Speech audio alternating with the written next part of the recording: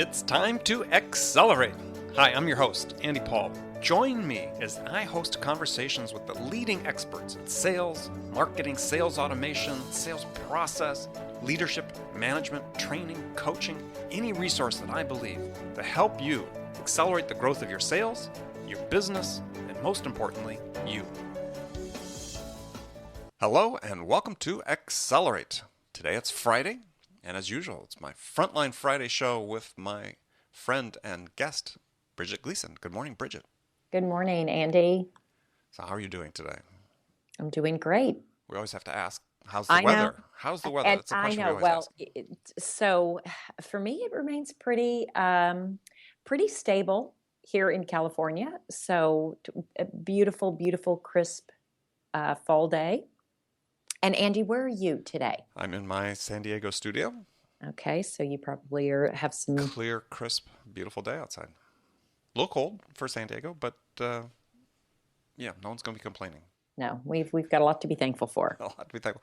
We're recording this right before the Christmas and New Year's holiday, so yeah, it's a good time to reflect, and yeah, fortunate to be able to be here. So, topic I wanted to get into today, and really looking forward to 2016. There's been somebody I'd read recently had dubbed 2016 the year of the SDR, or it's going to be the year of the SDR, the sales development rep. And I want to talk about that a bit because that role really is evolving pretty much in real time when you look at how companies are implementing that role and using people in that role.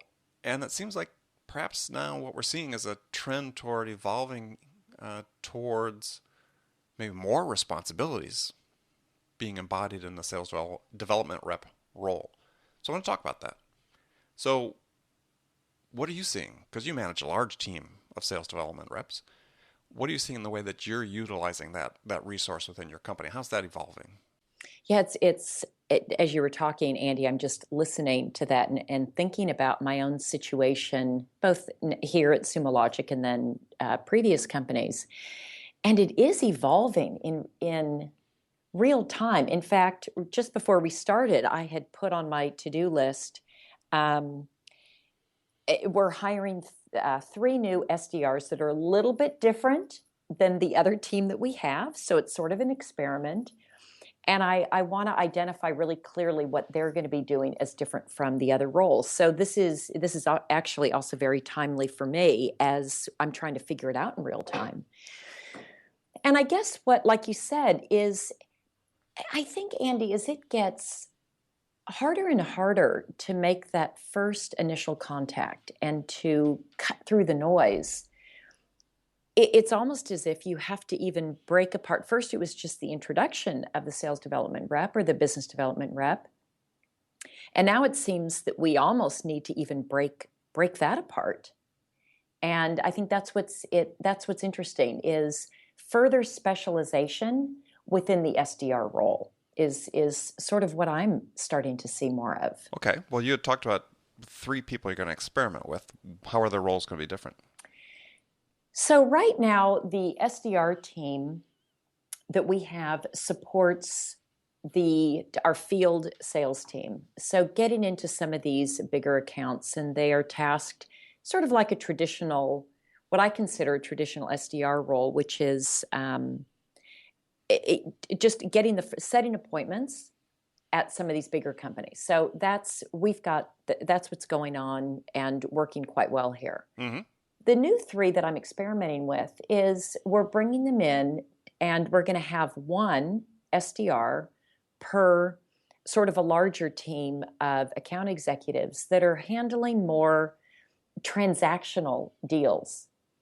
And so my challenge is if I were just to have them do, let's say, the normal ratio of appointment setting, it would maybe be 1 new meeting per account executive, given the large number that they support, which is not necessarily going to move the needle. 1 per day? No. Well, you figure if they can do appointments, mm-hmm. that if 1 SDR can, let's say, do 15 appointments in a month. Okay. Set 15 appointments. That's going to be around, and they're supporting a team of almost 15. So 1 to 2 appointments that they would be able to set per account executive per month, which isn't it's helpful, but I don't know if that's the place where I'm going to get most bang for my buck.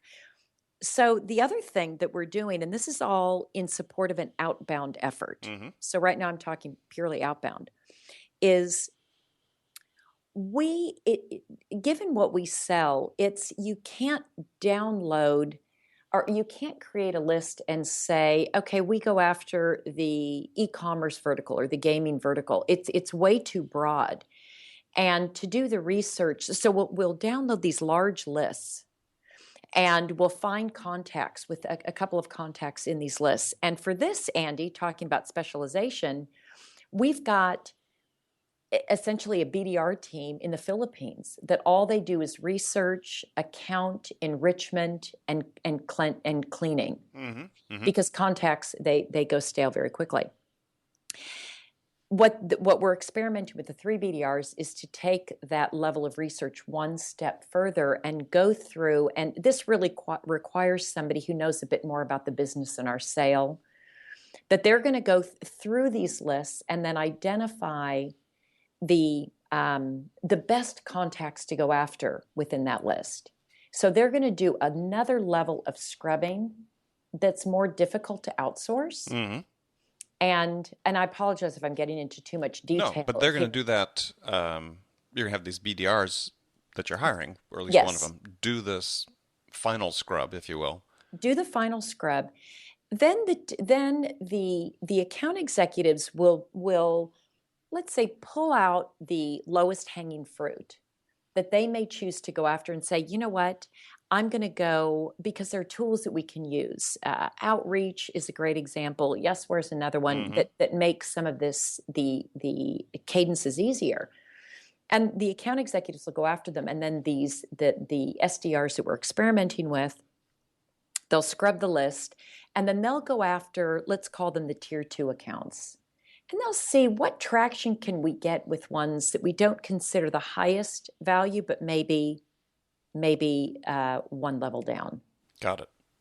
So and I was just trying to do the math. So, I mean, you have, as you said, that if you can't really move the needle if the SDR is only setting 2 meetings per month per account exec. So how's the account exec?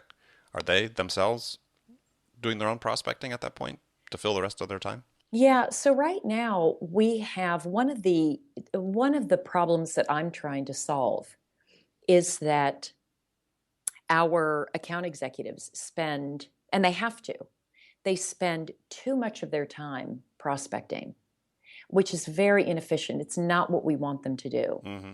And there's going to be a gap. We've got a marketing engine that, for whatever confluence of reasons, had a slow start, wasn't paid attention to, but we're really behind in terms of what the marketing contribution is and what it should be.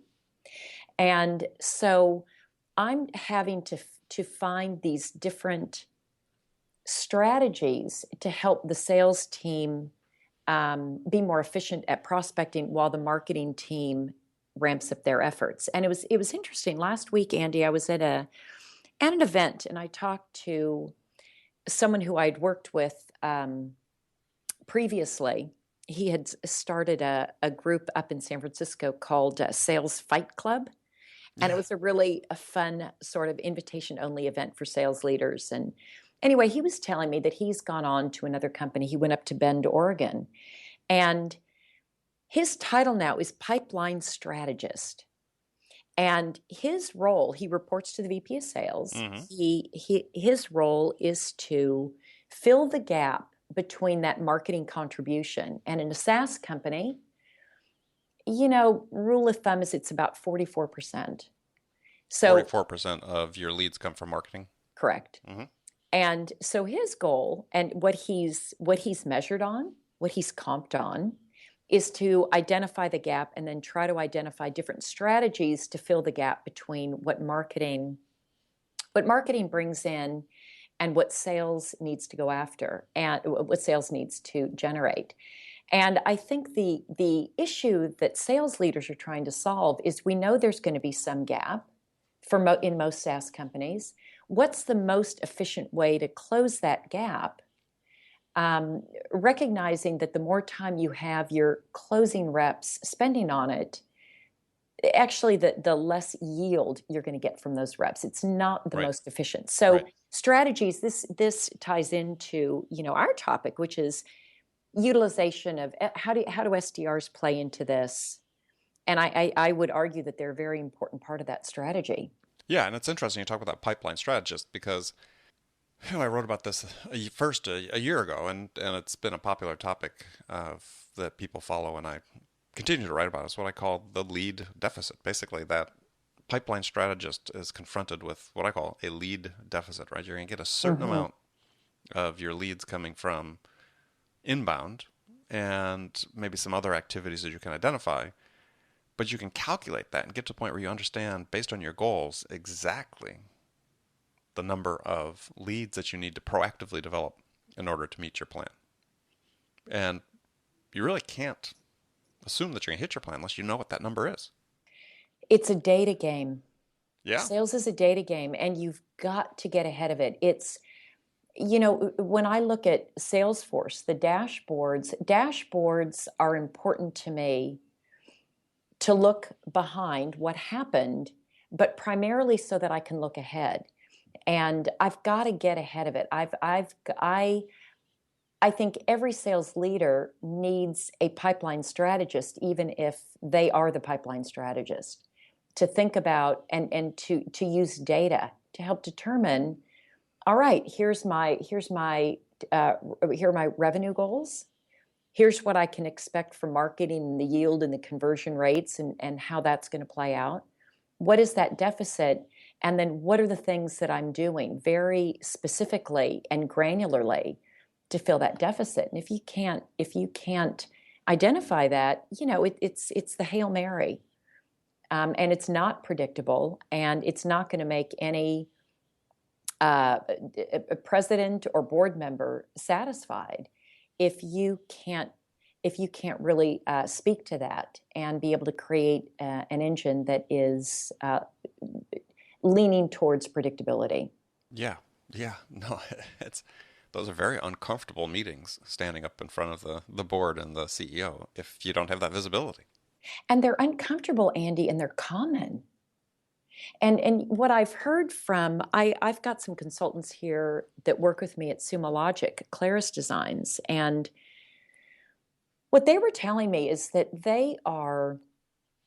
they've sort of spent their consulting career helping companies or helping sales leaders and CEOs gain insights from the data and from Salesforce. They said, but the biggest problem is in getting those insights is most people's data is inaccurate, it's incomplete, it's not clean. And it's like you have to start at the root of looking at the data and then be able to take that data to create insights, and then you can go and fill those strategies and have a decent conversation with a board or a CEO.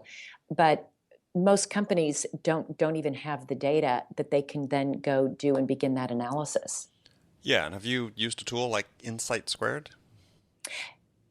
Well, Insight Squared also depends on clean data. Sure, sure. No, absolutely. But yes, and it's a fantastic tool.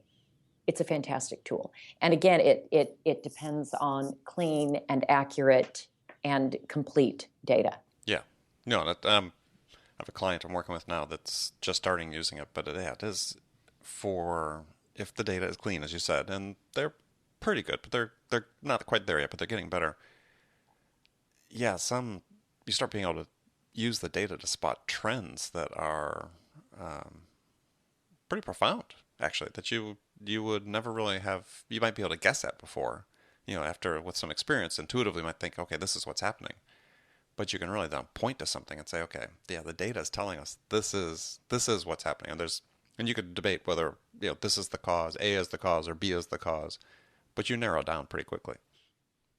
Yeah, and I think it's imperative today to run a data-driven sales organization. I think it's imperative. There's really no there's no excuse for us not to when The tools are out there for us to collect this data. Again, it's not easy, but I think the companies that don't, and the sales departments and sales orgs that don't do it, are going to find themselves losing to their competitors who start to run their organizations in that way. Yeah, and I really think it's a lesson for people who are listening. And this is not an issue just for tech companies like the one Bridget works for, but for any sales organization, especially if you're a small, mid-sized business and you're competing against larger companies. You need to use these tools. You need to start embracing the technologies, not go out whole hog and invest in everything up front, but you need a plan to say how are we going to start using technology and data in our business to enable us to become more efficient and more effective in not only identifying prospects and closing the deals, but also supporting our customers.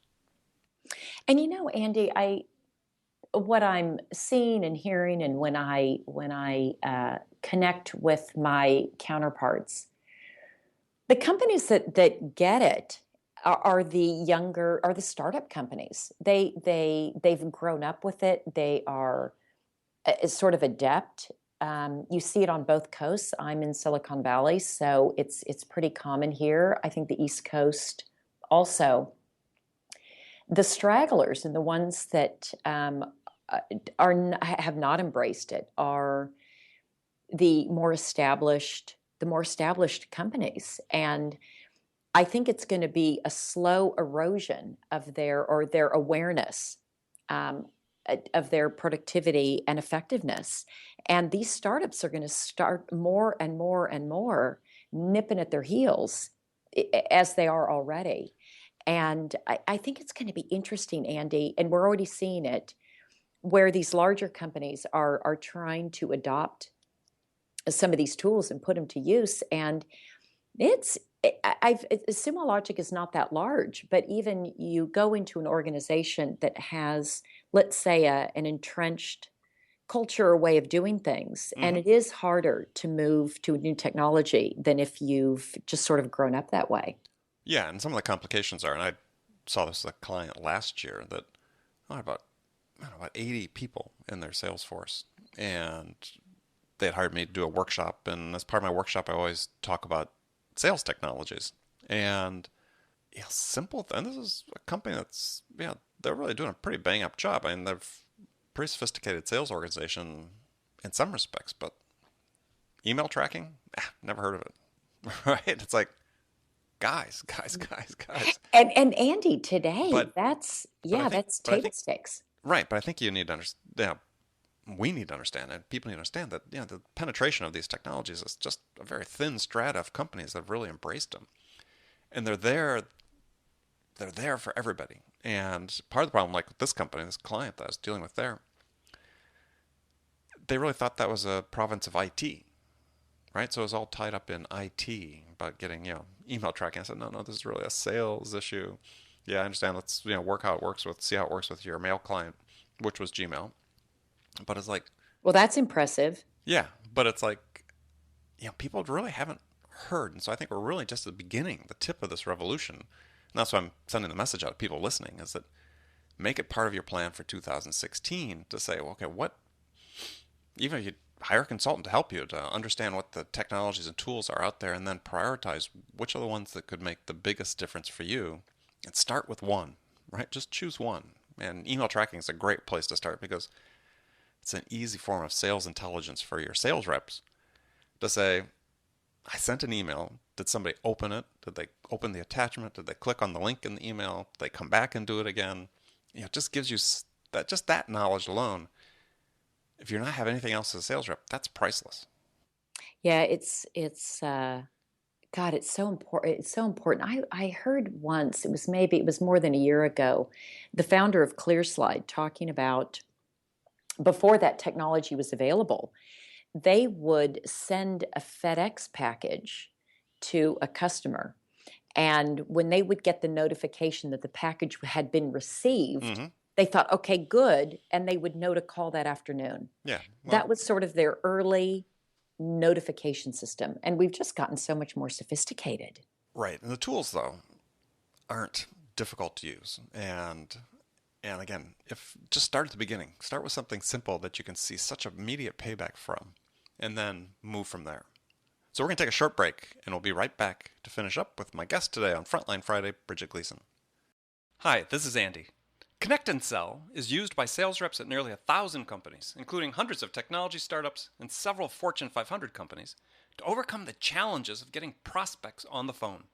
Companies using Connect and Sell grow their revenues faster by enabling their sales reps to have more sales conversations in 90 minutes than they could otherwise achieve in an entire week.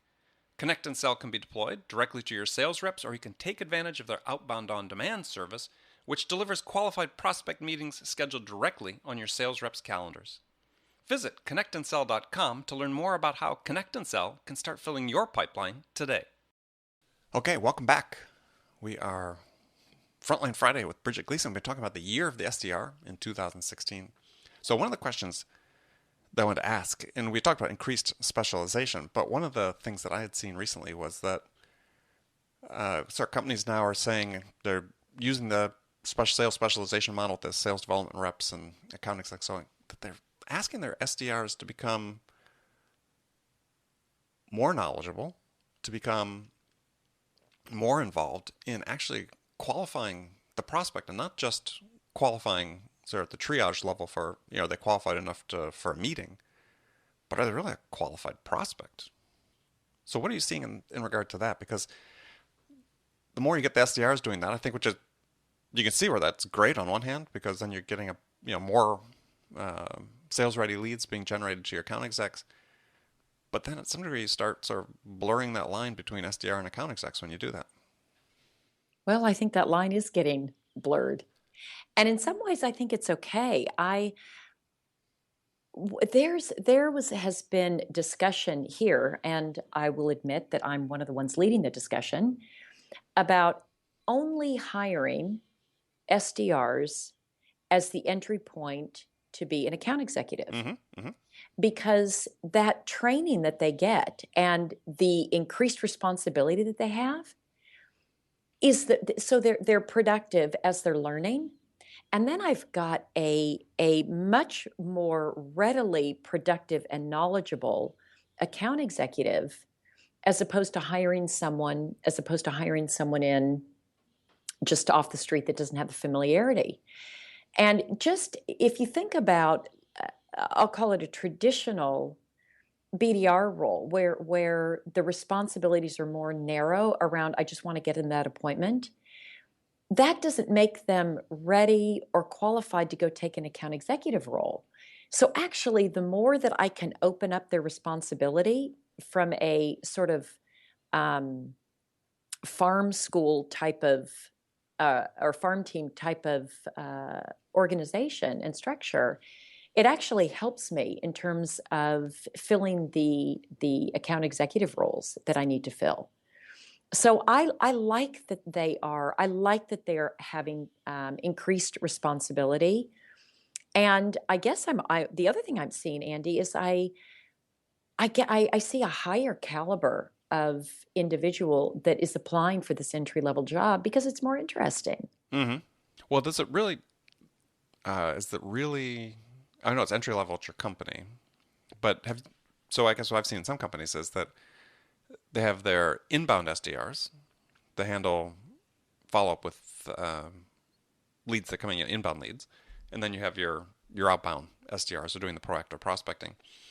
And that they're sort of like different career paths. I was talking to one CEO of a SaaS company saying, our inbound SDRs, as their career path is they oftentimes go to customer success, maybe as account managers, because they're not the classic hunter type, right? I mean, they're the responsive.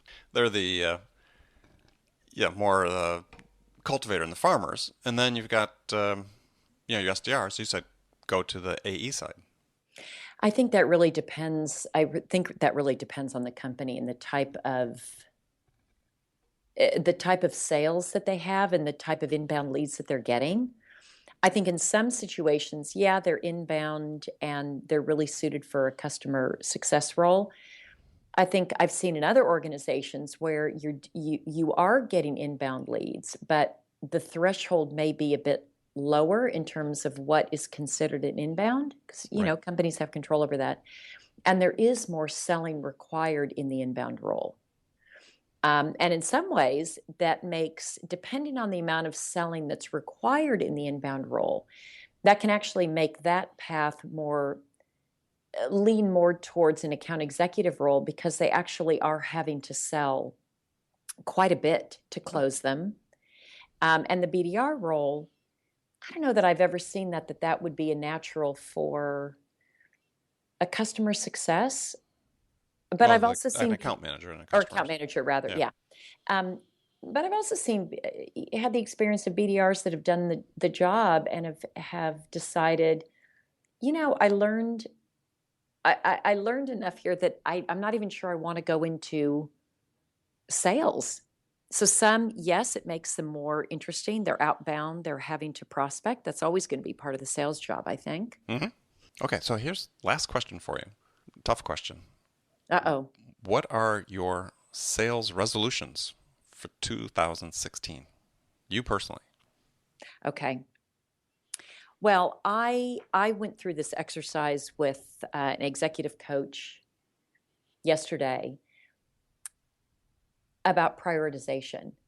And there are so many things that I do, Andy, throughout the day. And I made a list of all of them and identified my top 3, the things that are going to move the needle the most. Then I identified things I'm going to do less of and things I'm not going to do anymore. So I would say my number 1 sales resolution, I'm going to pick one, is focus. And it's focus on the 3 priorities that were identified. Okay, perfect. And what about you? Try to stay upright on my bicycle, I think would be my number 1 priority. Andy, please do that. For those that, nobody knows except the people who know you about your tumble on your bike. My bike accident, yes, that's left me, elbow to hand cast with a broken wrist, yeah. Well, as they say, when you ride bikes, it's not a matter of if you're going to fall, it's just when. And It's just when, that's I right. checked that off my list. The last bad crash I had was 30 years ago, so Okay, I good. think at this point, I think I'm pretty good. I think you should consider yourself very fortunate. Yeah, I'm immunized now. That's right. That's right. Well, Bridget, thanks for being here as usual. Again, this has been Frontline Friday with my guest, Bridget Gleason. And have a happy new year. We're recording this right before the New Year's. Have a happy new year. And we'll Happy New Year to you talk too. to you again in the new year. All right. Thanks, Andy. All right. Thanks for listening to the show. If you like what you heard and want to make sure you don't miss any upcoming episodes, please subscribe to this podcast on iTunes or Stitcher.com. For more information about today's guest, visit my website at andypaul.com. Hi, this is Andy. I have a special offer for loyal listeners of Accelerate. It's a no-obligation free trial of my zero-time selling interactive online training. Now, I've worked with thousands of sales reps to teach them how to use my zero-time selling to boost their productivity and transform the results.